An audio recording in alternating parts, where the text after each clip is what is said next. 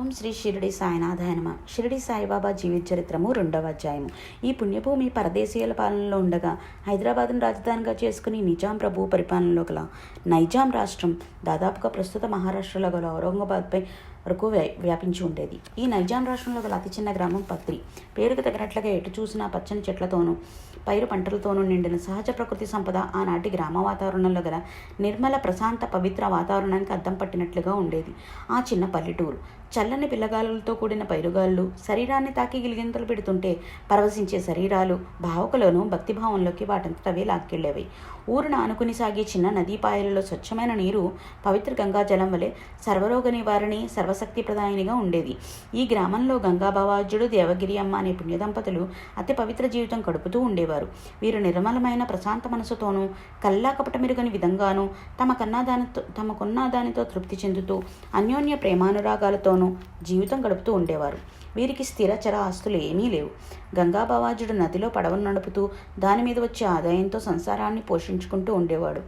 ధనం విషయంలో ఈ దంపతులిద్దరూ నిరుపేదలైన అజ్ఞాత ధనాలైన తృప్తి, శాంతి, సహనము, ఓర్పు, నేర్పు, నీతి, నిజాయితీ మొదలైన సద్గుణాలలో వీరు చాలా గొప్పవారు. గంగాభవాజుడు శివుడిని, దేవగిరి అమ్మ గౌరీదేవిని పూజిస్తూ ఉండేవారు. ఎలాంటి పరిస్థితుల్లోనూ నైనా వీరి ఇంటిలో పార్వతీ పరమేశ్వరులకు నిత్య పూజ జరగవలసిందే. పూజ పూర్తి కానిదే గంగాభవాజ్యుడు పడవ ఎక్కేవాడు కాదు. దేవీ పూజ చేయనిదే దేవగిరి అమ్మ ఇంటి పనులు ప్రారంభించేది కాదు. ఆదిదేవులైన పార్వతీ పరమేశ్వరులు తమ ఇంట్లో తమతో పాటే ఉంటారని, తమను ప్రతిక్షణం రక్షిస్తూనే ఉంటారని ఆ దంపతుల విశ్వాసం. ఈశ్వరుడు వారికి ఇచ్చిన దానితో తృప్తి చెంది సుఖ జీవితాన్ని సాగిస్తున్నారు ఆ దంపతులిద్దరూ. చాలా కాలం దాంపత్య జీవితం గడిపినా వారికి పిల్లలు పుట్టలేదు. పిల్లలు కలగడం కోసం తమ ఆరాధ్య దేవతలైన పార్వతీ పరమేశ్వరులను ఆరాధిస్తూ ఉండేవారు. ఒకనాడు కైలాసంలో పరమశివుడు పార్వతీదేవితో, దేవి, నేను భూమాతకి ఇచ్చిన వాగ్దానం ప్రకారం భూమి మీదకు వెళ్ళి జన్మించవలసిన అవసరం ఉన్నది. ఆ సమయం దగ్గర పడుతున్నది అంటాడు. అందుకు పార్వతీదేవి, ప్రభు, ఈసారి నేను కూడా మీతో భూమిపై అవతరించి మీ అవతార కార్యక్రమాన్ని సహకరిస్తానని అడుగుతుంది. శివుడు అందుకు అంగీకరించడు. ప్రస్తుతం భూమి మీద ప్రజలు కేవలం బోధనల ద్వారా మాత్రమే మార్పు చెందే స్థితిలో లేరు. అందువలన రాబోయే నా అవతారంలో ఏమి బోధించదలుచుకున్నానో వాటినన్నింటినీ నా మానవ శరీరంతో ఆచరించి చూపాలి. కఠోర నియమాలకు నిలయంగా ఉండి ఆ ఫకీరి జీవితంలో నీకు స్థానం ఇవ్వనందుకు నీవు నన్ను మన్నించాలి అంటూ భూమి మీద గల గంగాభవాజ్యుడు దేవగిరి అమ్మలను చూపించి, వీరే నాకు మానవ జన్మను ప్రసాదించబోయే తల్లిదండ్రులను చెప్తాడు. అప్పుడు పార్వతీదేవి, ఎలాగో మీతో పాటు కూడా భూమిపై గల జన్మించే అవకాశం లేదు కాబట్టి ఇప్పుడే ఒకసారి ఇద్దరం కలిసి వెళ్ళి వాళ్ళ దగ్గరకు వెళ్ళి వద్దామని ముచ్చటపడుతుంది. ఆమె కోరికను తీర్చచల్చిన శివుడు ముందుగా గంగాదేవిని పంపి ఆ ప్రాంతమంతా వర్షంతో నింపమని ఆదేశిస్తాడు. అలాగే గంగాదేవి ముందుగానే పత్రి కేంద్రంగా గల భూభాగాన్నంతా కుండపోతగా వర్షంతో నింపుతుంది. ఆనాటి రాత్రి నది బాగా పొంగుతూ ఉండటం వల్ల పడవలు కొట్టుకుని పోతాయేమనని వాటిని జాగ్రత్త చేయడం కోసం భార్యతో చెప్పి భోజనం చేసిన తర్వాత నది దగ్గరకు వెళ్ళిపోయాడు గంగాభవాజ్యుడు. రాత్రి 9 గంటల ప్రాంతంలో ఎవరో తలుపు తట్టిన శబ్దం కాగానే భర్తే తిరిగి వచ్చాడేమో అని ఆదుర్దాతో గబగబా వెళ్ళి తలుపు తీస్తుంది దేవగిరి అమ్మ. కానీ వచ్చినది భర్త కాదు, ఒక అపరిచితుడైన వృద్ధుడు లోనికి వస్తాడు. ఆ చిన్న గ్రామంలో తనకు తెలియని ఈ వృద్ధుడు ఎవరు? అందున రాత్రి 9 గంటల ప్రాంతంలో ఇంటికి వచ్చాడే, ఎవరైనా అని మనసులో అనుకుంటుంది.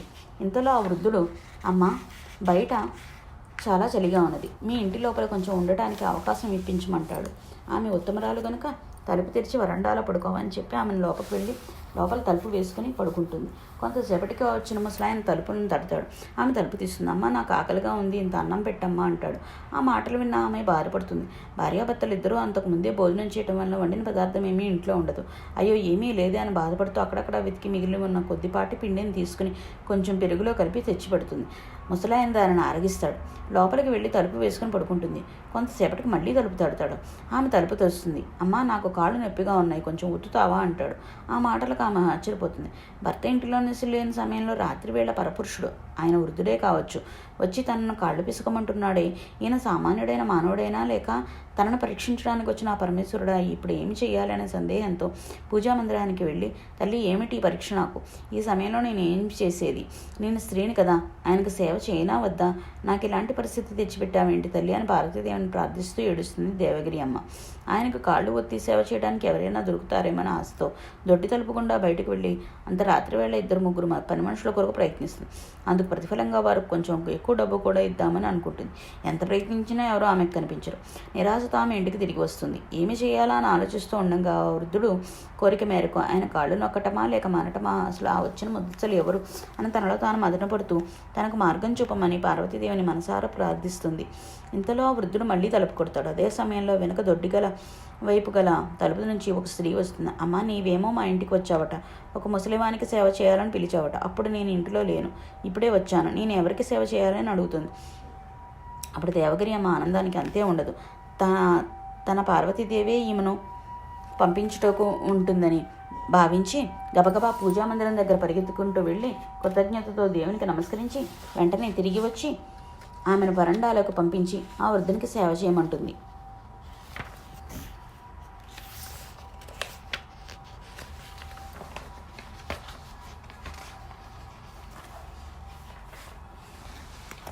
తర్వాత తలుపు వేసుకుంటుంది. కొంతసేపటికి మళ్ళీ తలుపు తెరుస్తుంది. తలుపు తెరిచి చూసేసరికి ఆ వృద్ధుడు కానీ ఆ స్త్రీ కానీ కనిపించరు. వారి స్థానంలో పార్వతీ పరమేశ్వరుడు ప్రత్యక్షమవుతారు. ఆమె ఆనందం భరించలేక వారి పాదములపై పడుతుంది. ఈశ్వరుడు పార్వతీదేవితో ఆమె మనోభిష్టాన్ని నెరవేర్చమంటాడు. మీరు ప్రదీక్షులు కదా, మీరే అనుగ్రహించండి అంటుంది పార్వతి. నేను నీ కోరికపై వచ్చిన వాడను కనుక నీవే ఆ వరం అనుగ్రహించమంటాడు ఈశ్వరుడు. అప్పుడు పార్వతీదేవి ఆశీర్వదిస్తుంది. వంశోద్ధారకుడైన ఒక కుమారుని, కన్యాదానము కొరకు ఒక కుమార్తెను నీకు అనుగ్రహించానుంటుంది. ఆ మాటలు విన్న దేవగిరి అమ్మ మరల ఈశ్వరుని పాదాలపై పడుతుంది. అమ్మ, నీ భక్తికి సంతోషించాను. 3వ గర్భంలో నేనే వచ్చి నీ కడుపును పుడతానంటాడు ఈశ్వరుడు. ఆమె నమస్కరించి పైకి లేచేటప్పటికి పార్వతీ పరమేశ్వరుడు ఇద్దరూ మాయమవుతారు. దేవగిరి అమ్మ ఆనందంతో పొంగిపోతూ ఉంటుంది. ఎప్పుడు తెల్లవారుతుందా, ఎప్పుడు తన భర్త వస్తాడో ఈ విషయానికి చెబుతామా అనే ఆనందంతో ఆ రాత్రి తెల్లవారులో ఆమె మేల్కొనే ఉంటుంది. కళ్ళు మూసినా తెరిచినా పార్వతీ పరమేశ్వరుల పవిత్ర రూపాలు ఆమె కళ్ళ ముందు కనిపిస్తూనే ఉంటాయి. అతి కష్టంగా రాత్రి గడిచిపోయి తెల్లవారుతుంది. ఆమె భర్త తిరిగి ఇంటికి వస్తాడు. ఆయనకు రాత్రి జరిగిందంతా వివరించి చెబుతుంది. భర్త నమ్మడు. పార్వతి ఏమిటి, పరమేశ్వరుడు ఏమిటి, మన ఇంటికి రావడం ఏమిటి, అంత తేలిగ్గా వారు మనకు కనిపిస్తారా, ఏమిటి నీకు ఈ పిచ్చి, రాత్రి నీకు ఏదో కల వచ్చింది అని హేళనగా మాట్లాడతాడు.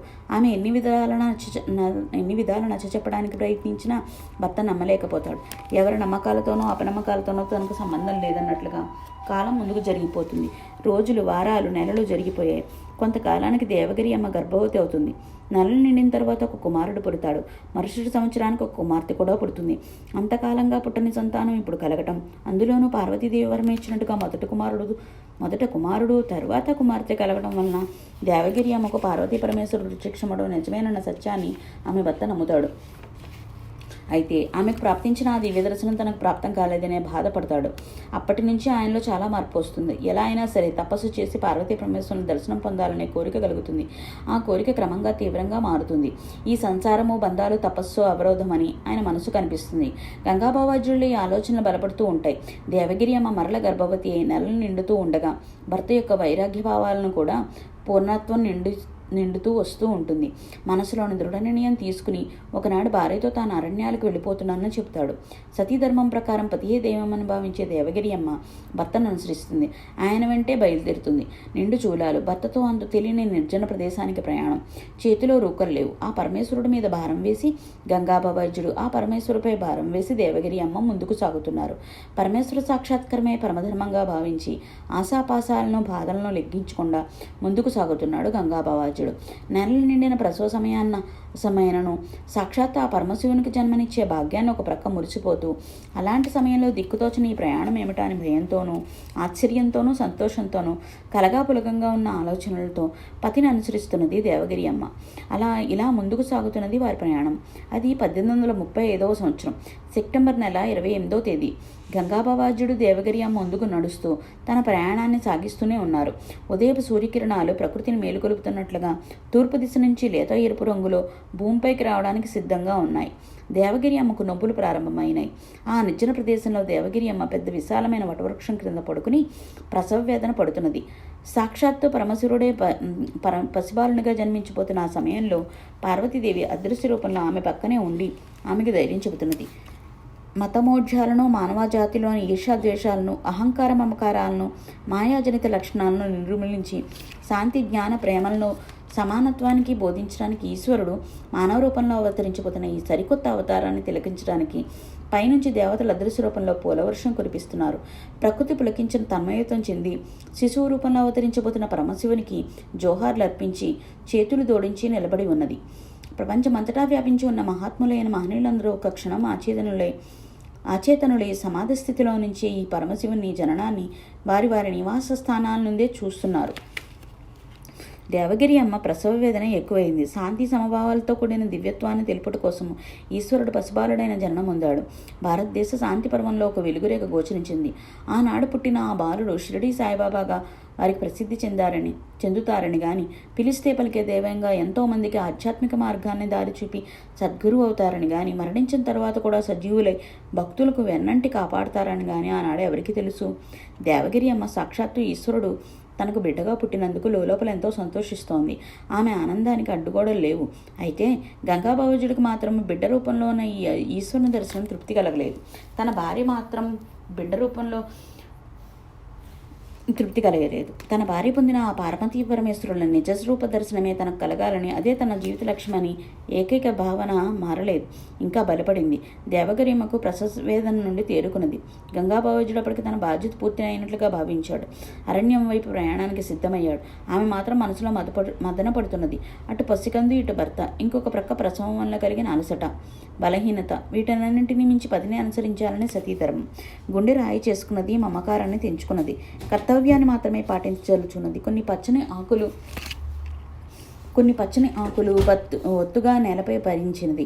వాటిపై తన వద్ద గల మెత్తని గుడ్డను మరింత ఒత్తుగా పక్క వేసినది. తన బిడ్డను దానిపై పడుకోబెట్టేసింది. సాక్షాత్తు పరమేశ్వరుడే బాలుని రూపంలో పుట్టిన ఆ చిన్నారిని అలా నిర్జన ప్రదేశంలో వదిలి వెళ్ళవలసి వచ్చినందుకు చాలా బాధపడింది. మాతృసహజమైన ప్రేమ కన్నీరు రూపంలో ముందుకు వచ్చింది. గుండె లోతుల్లో నుంచి పొంగి వచ్చిన ఆ దుఃఖపు కన్నీళ్లు వెచ్చగా కింద పడుకోబెట్టిన పసిబిడ్డపై పడుతున్నాయి. ఆ కన్నీటి బొట్లే ఆ తల్లి కొడుకుల మధ్య గల ఆఖరి బంధం.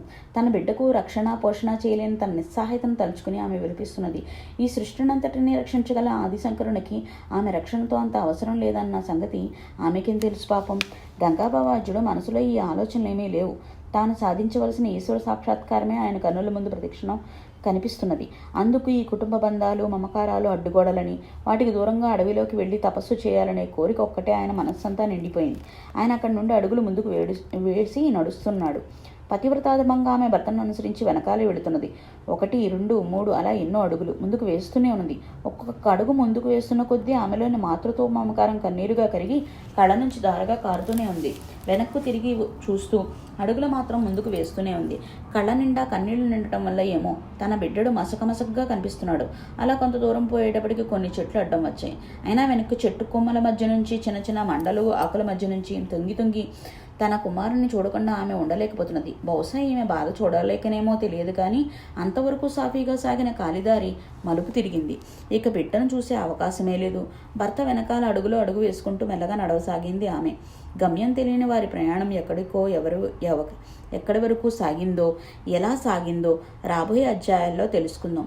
బంగారు కొండపై కైలాసంలో పార్వతీదేవి సమేతంగా ప్రమదగణములతో కొలువు తీరి ఉండవలసిన పరమేశ్వరుడు ఆ నిర్జన ప్రదేశంలో చెట్టు క్రింద తన చిన్న కాళ్ళను, చేతులను అటు ఇటు ఆడిస్తూ తనను పెంచడానికి రావాల్సిన మనిషి కోసం ఎదురు చూస్తూ ఉన్నాడు.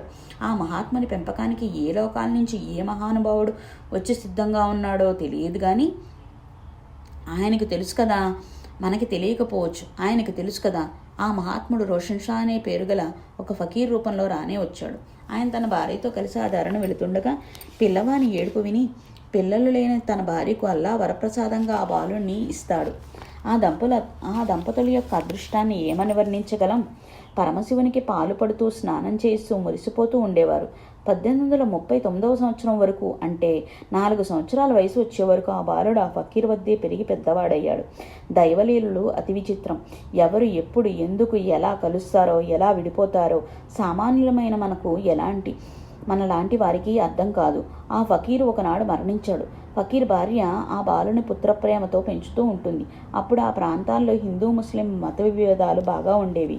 అలాంటి వాతావరణంలో ఆ బాలుని ప్రవర్తన మరింత విచిత్రంగా ఉండేది. ఉన్నట్టుండి ఒకసారి హిందూ దేవాలయంలోకి వెళ్ళి రాముడే దేవుడు, శివుడే అల్లా అని బిగ్గరగా అరుస్తూ ఉండేవాడు. అలా ప్రవర్తించినప్పుడు అటు హిందువులు ఇటు ముస్లింలు కూడా ఆ పిల్లవాడిని బాధిస్తూ ఉండేవారు. రెండు మతముల వారు తరచుగా వచ్చి ఫకీర్ భార్యతో ఫిర్యాదులు చేస్తూ ఉండేవారు. మగదిక్కులైన తన ఇంటికి ఊరిలోని వారందరూ వచ్చి మందలిస్తూ ఉంటే ఆమె చాలా బాధపడుతూ ఉండేది. ఆఖరికి ఆ ఫిర్యాదులు భరించలేక ఆ పిల్లవాడిని తీసుకువెళ్ళి దగ్గరలోనే ఉన్న వెంకుసా దాస్ అనే ఒక సాధువునికి అప్పగించాలని అనుకుంటుంది. ఓం శాంతి శాంతి శాంతి. 2వ అధ్యాయం సంపూర్ణం. ఓం శ్రీ సాయినాథాయ నమః.